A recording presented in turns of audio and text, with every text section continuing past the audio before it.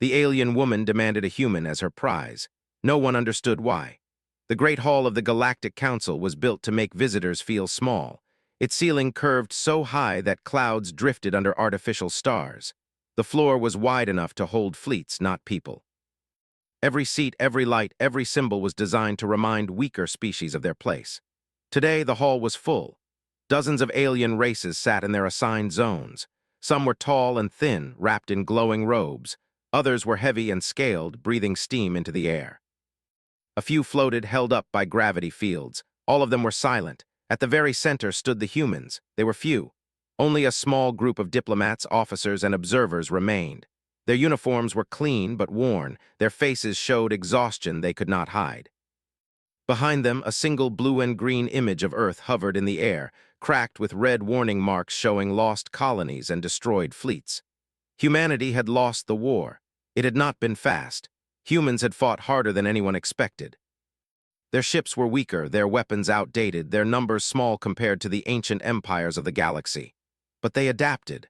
They learned. They refused to give up. In the end, it was not enough. The war ended not with Earth burning, but with surrender.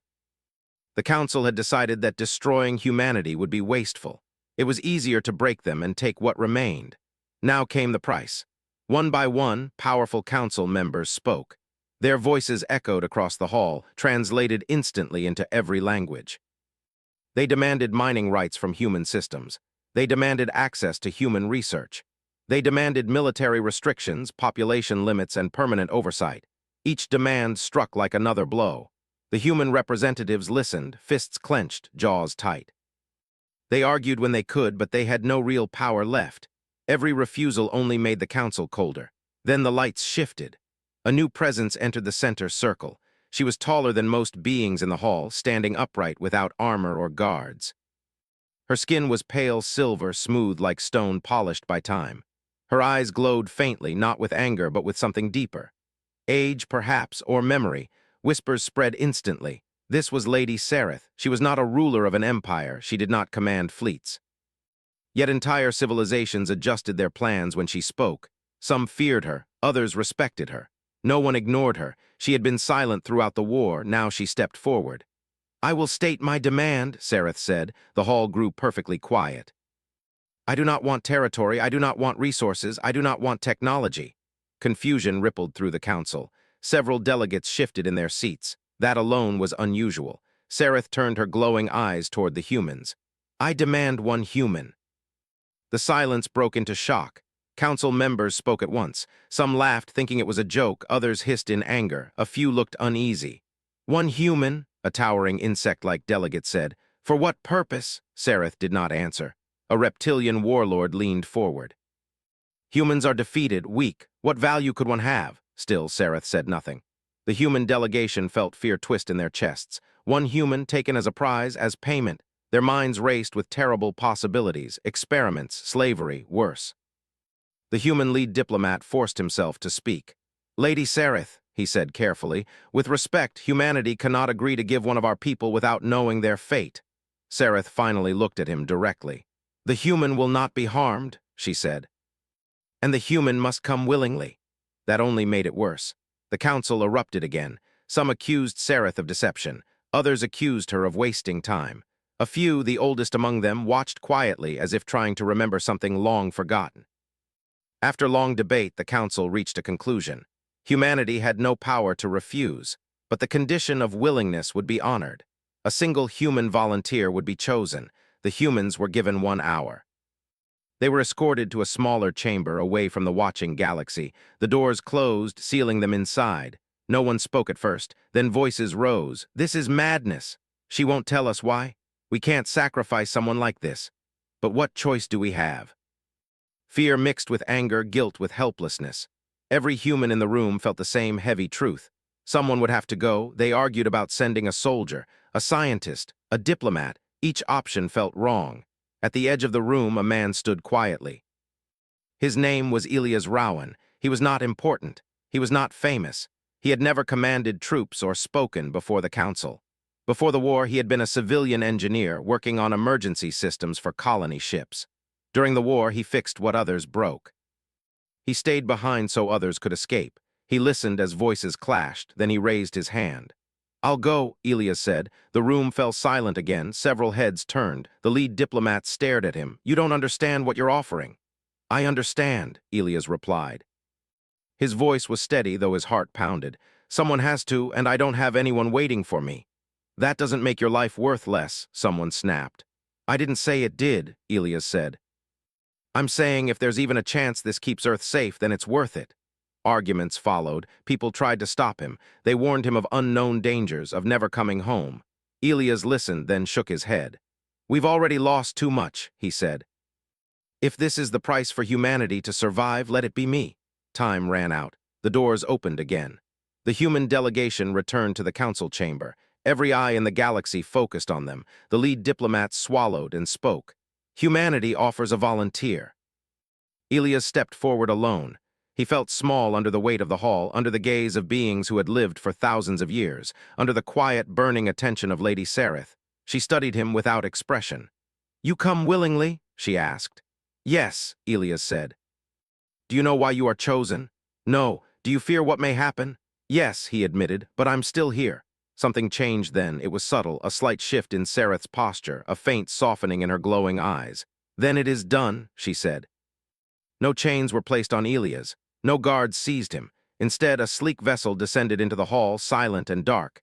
Its door opened. Elias turned once, looking back at the human delegation. He saw fear, pride, and grief on their faces. He nodded to them, small but sure. Then he walked onto the ship. The doors closed. As the vessel lifted away, the council watched in uneasy silence. No one understood why an alien woman had demanded a human as her prize. Not yet. The ship moved without sound. Elias felt it more than he heard it, a smooth pull as the vessel left the council hall and slipped into open space. There were no shaking engines, no flashing alarms. The floor beneath his feet stayed steady, almost gentle. He stood alone in a wide chamber with dark walls that reflected faint lines of blue light. There were no restraints, no guards. That made the fear worse, not better. For a long time, nothing happened. Elias slowly sat down on the floor, resting his back against the wall. He forced himself to breathe. In, out. Panic would not help him now. The door opened without warning. Lady Sareth entered the chamber. Up close, she was even more unsettling. She moved with calm purpose, each step measured. Her silver skin caught the ship's light, making her look carved rather than born. Her eyes rested on Elias, studying him as if he were both fragile and important. "You may stand if you wish," she said. "I'm fine here," Elias replied. She nodded once and remained standing. "You are not afraid of me?" she asked. "I am," Elias answered honestly, "but fear doesn't mean I stop doing what I think is right." Sareth watched him for several seconds. "That answer is common among your kind." That surprised him. "You've studied humans." "For a long time," she said. She turned and gestured. The wall beside her shifted, forming a window. Stars stretched across the darkness, endless and cold. "This journey will take some time," Sareth said. "You will not be harmed, you will be observed." "Observed how?" Elias asked. She did not answer directly. "You may move freely within this ship. The crew will treat you with respect." "Crew," he echoed. As if on cue, another figure entered the chamber. This one was shorter, with soft gray skin and wide eyes. It paused when it saw Elias, then bowed slightly. "I am Talon," it said. "I manage internal systems." Elias blinked. "Nice to meet you." Talon's eyes widened. "You greet me?" "Of course," Elias said. "Is that strange?" Talon hesitated. "Humans are said to be proud." Elias gave a tired smile. "We're just people." Talon glanced at Sareth, then nodded and left. Sareth turned back to Elias. "You see, even now you surprise." The days that followed were strange. Elias was given a simple room. It had a bed, a table, and a window showing the stars. Food appeared when he was hungry, carefully prepared to match human needs. No one watched him openly, but he could feel eyes everywhere. He walked the halls. Crew members stepped aside when he passed. Some watched him with curiosity, others with caution, none with hatred. One cycle, alarms rang through the ship, lights flashed red. The floor vibrated sharply. Elias stumbled as the ship lurched. A voice echoed through the halls in a language he did not understand, but the fear in it was clear. Elias ran toward the noise.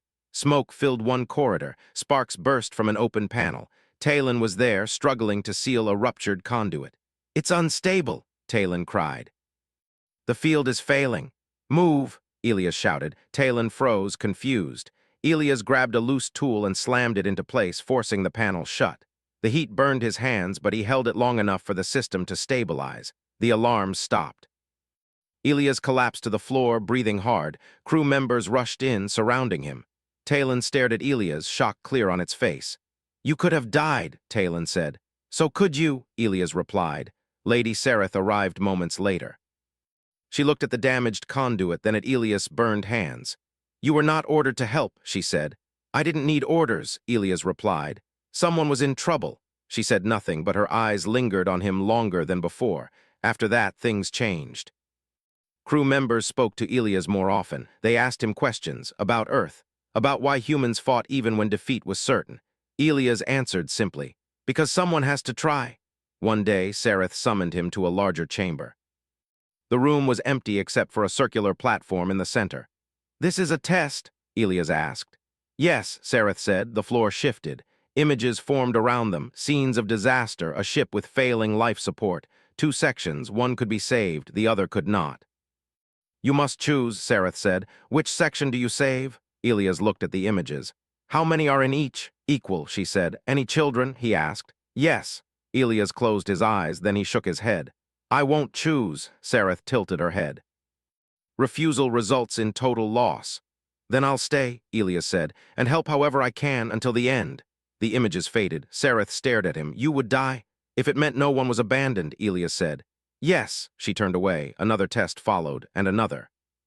Each time, Elias chose cooperation over victory, help over survival, trust over control. He was not perfect. He hesitated. He doubted. He felt fear, but he never chose cruelty. At last, Sereth spoke again. "You are not strong," she said. Elias smiled faintly. "I know. You are not exceptional by our standards. I've heard that before. But you are consistent," she said, "and that is rare." The ship slowed. Stars shifted as a massive structure appeared ahead. An ancient station larger than any city Elias had ever seen. Sereth looked at him. "You are exactly as the records said," she said. Elias frowned. "What records?" She did not answer. The ship docked. As the doors opened, Elias felt something change. Whatever this journey was about, he knew one thing clearly now. He was not taken as a prize. He was taken for a reason, and the galaxy was watching. The station was older than war. Elias felt it the moment he stepped inside. The air was still heavy with history.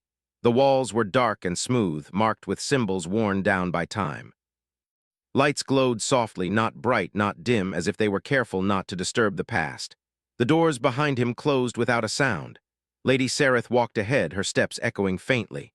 Elias followed, his eyes moving everywhere at once. This place was not like a military base. It felt more like a temple.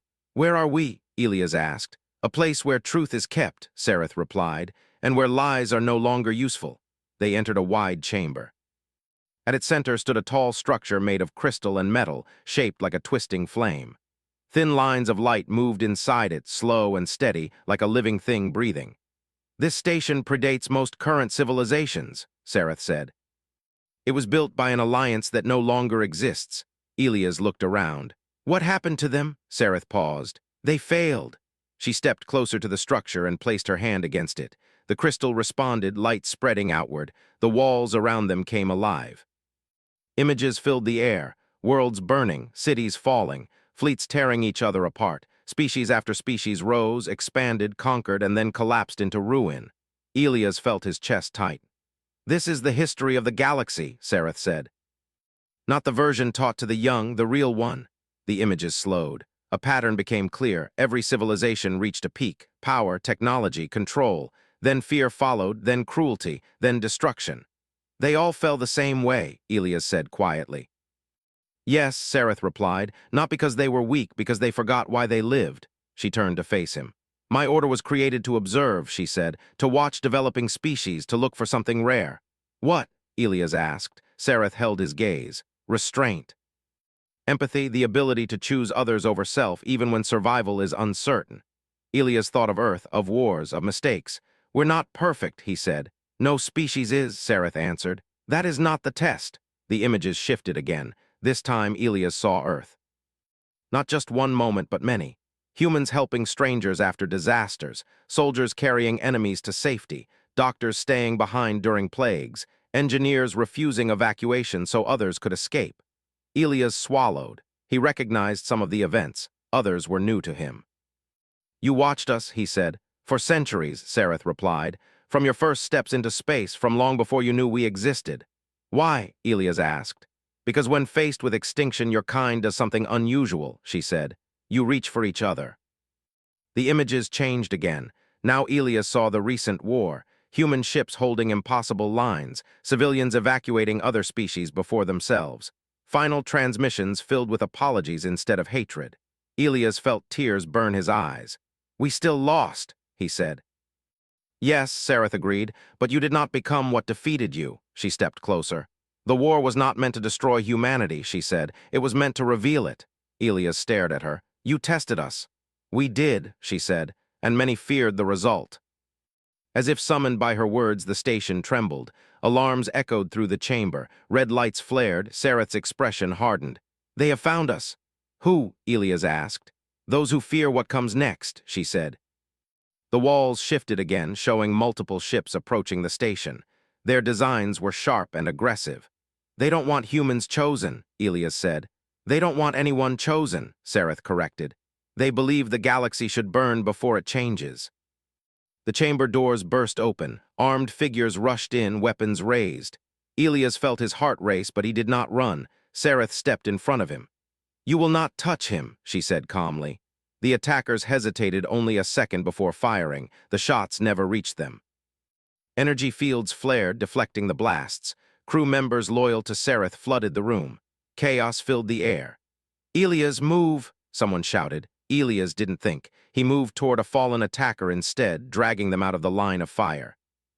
"What are you doing?" a guard yelled. "Keeping them alive," Elias said, breathless. The attacker stared up at him in disbelief. "Why?" they asked. Elias met their eyes. "Because killing you won't fix anything." The fighting ended quickly. The attackers were disarmed, restrained, but alive. Sareth looked at Elias, something like sorrow in her eyes. "Even now," she said softly. Later, in a quieter chamber, Elias sat alone. His hands shook. Everything he had learned pressed down on him. Humanity had been watched. Judged, chosen, he wasn't sure how he felt about that. Sareth entered and sat across from him. "You should hate us," she said. "Maybe," Elias replied, "but I don't." "Why?" "Because if you were wrong about us," Elias said, "you wouldn't be sitting here talking." Sareth considered that. "There will be consequences," she said. "If humanity is revealed as a candidate to guide the galaxy, others will resist. Some will attack your worlds." Elias' jaw tightened. "Then why tell them?" "Because secrecy creates monsters," she said. "And because the decision cannot be mine alone," she stood. "The council will gather," she said. "The truth will be revealed." "What happens to me?" Elias asked. Sareth looked back at him. "You will stand before them," she said. "Not as a prize, not as a subject." "As what?" Elias asked. She paused. "As proof." The station's lights dimmed as preparations began. Messages were sent across the stars. Ancient protocols activated. The galaxy was about to hear a truth it had long ignored. And Elias, an ordinary human who had simply chosen to help, would be at the center of it. Whether the galaxy was ready or not, the council gathered again, but this time the Great Hall felt different. The same towering ceiling remained, the same ancient seats, the same symbols of power carved into stone and light, yet the mood had changed. Fear moved through the air, quiet but heavy. At the center of the hall stood Elias Rowan. He wore no uniform, no symbols, no protection. He stood alone. Across from him, Lady Sareth addressed the council. Her voice carried without effort, calm and steady. "You demanded to know why I claimed a human," she said. "You demanded justification. Today you will receive it." Images appeared above the floor, not weapons, not fleets. Moments, human hands pulling strangers from rubble. Human ships turning back under fire to escort civilian transports. Human medics treating enemies without hesitation. Human voices recorded in final messages, apologizing for failure rather than blaming others. The hall was silent. "These are not isolated events," Sareth said. "They are patterns repeated across centuries, across cultures, across conflicts." A massive armored delegate rose from its seat. "Compassion does not win wars." "No," Sareth replied. "But it prevents extinction." More images appeared. Civilizations that rose fast and burned faster. Empires that chose control over trust. Species that optimized survival until survival had no meaning left. They all reached the same end, Sareth said. Power without restraint. Intelligence without empathy, she gestured toward Elias. Humans are not the strongest, not the smartest, not the oldest, but when faced with collapse, they choose each other. A low murmur spread through the hall. One delegate leaned forward. And you would give them authority? No, Sareth said. Authority is taken, responsibility is earned. She turned to Elias. You were offered safety, she said. Power, even extension of life, you refused. Elias nodded slightly. I didn't come for that. What did you come for? Sareth asked. Elias took a breath. His voice was quiet, but it carried. So my people wouldn't be afraid, he said, so they wouldn't be alone. A ripple moved through the hall. Some delegates looked away. Others stared. Sareth faced the council again. Humanity does not seek to rule, she said. They seek to endure and help others endure with them. A sharp voice cut through the silence. And if they fail, a warlord demanded, if they turn as all others have, then they will fall like all others, Sareth answered. But they will not fall alone. The council argued for hours. Some feared change, some feared humans, some feared losing control, but others remembered old lessons, forgotten warnings, ruins that filled the stars. At last, a decision was reached. Humanity would not be enslaved. Humanity would not be erased. Humanity would be named something new. Guardians, not rulers, not judges, mediators, connectors, the ones called when talks failed and trust broke. The vote passed by a narrow margin. Elias felt his knees weaken as the weight of it hit him. Sareth turned to him. It is done, she said. What happens now? Elias asked. You go home, she replied. A quiet passed over the hall. You carry no crown, Sareth continued. No title, only truth. Elias looked around at the watching galaxy. Then I'll tell them the truth, he said. That we're scared, that we're flawed, that we'll mess this up sometimes. Several delegates frowned. But we'll try, Elias finished. Every time. The council session ended. Ships departed in silence, some with hope, some with doubt. But none with certainty. The journey back to Earth was long. Elias spent most of it alone, watching stars drift past. He thought of home, of oceans and rain, of people who didn't know how close they had come to losing everything. When the ship finally entered Earth's orbit, Elias felt his chest tighten. Earth looked small, fragile, beautiful. The landing was quiet, no crowds, no celebration, just a small group waiting. Leaders, scientists, soldiers, and ordinary people. Elias stepped onto the soil of his world and breathed in real air again. He spoke to them simply. He told them what happened, not just the honor but the risk, not just the future but the responsibility. Humanity listened. And then they did what they always did. They argued.